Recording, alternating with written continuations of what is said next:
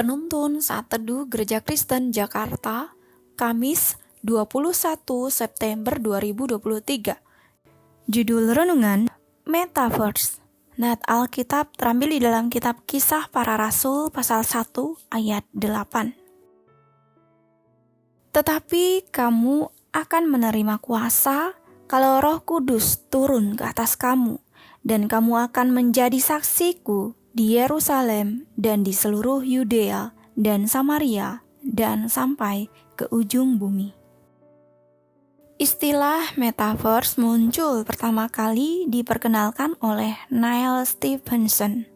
Istilah ini muncul di novel karangannya pada tahun 1992. Metaverse merujuk pada dunia viral 3D yang dihuni oleh manusia sungguhan melalui teknologi augmented reality atau AR dalam bentuk avatar. Ide futuristik ini semakin dikenal ketika dunia dilanda pandemi COVID-19. Ketika manusia harus terkurung di rumah dan tidak bisa pergi kemana-mana, dunia virtual hadir untuk menjadi opsi menarik untuk tetap dapat bersosial di dunia virtual dan tidak perlu meninggalkan rumah. Bahkan kemudian berkembang kabar kalau orang-orang dapat beribadah di gereja di metaverse. Mark Zuckerberg, pendiri Facebook, dan tim Meta mulai mengembangkan dunia metaverse agar semakin terasa nyata bagi penggunanya. Rasa-rasanya di masa depan, dunia metaverse tidak dapat dipungkiri akan menjadi tempat hunian baru manusia.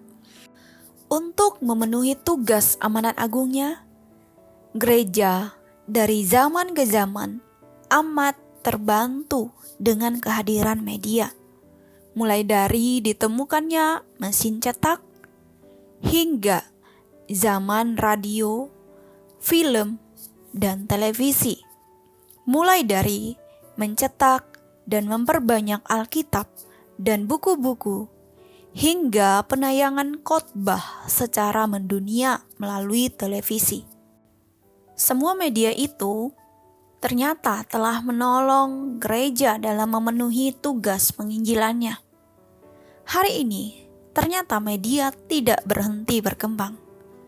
Metaverse hanya salah satu dari puluhan media baru yang muncul. Lantas, apakah yang harus dilakukan oleh orang percaya sebagai gereja yang hidup itu? Di sini kita mengenal istilah pelayanan digital atau digital ministry.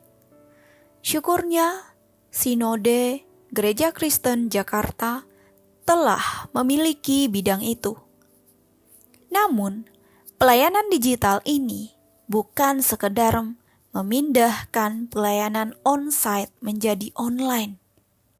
Lebih jauh dari itu, Kate Anderson dan Elizabeth Dreister melihat bahwa pelayanan ini perlu dimaknai sebagai kehadiran gereja yang menjadi berkat secara konsisten di sana. Apalagi ketika media sosial hari ini menjadi ajang bebas berpendapat, bahkan menebar kebencian atau hate speech. Gereja perlu menyatakan suara kenabian dan memberitakan Injil juga di sana. Media hanyalah alat. Ia dapat digunakan menjadi saluran berkat atau kutuk. Tergantung tangan siapakah yang ada di baliknya. Amin. Terima kasih, Tuhan Yesus memberkati.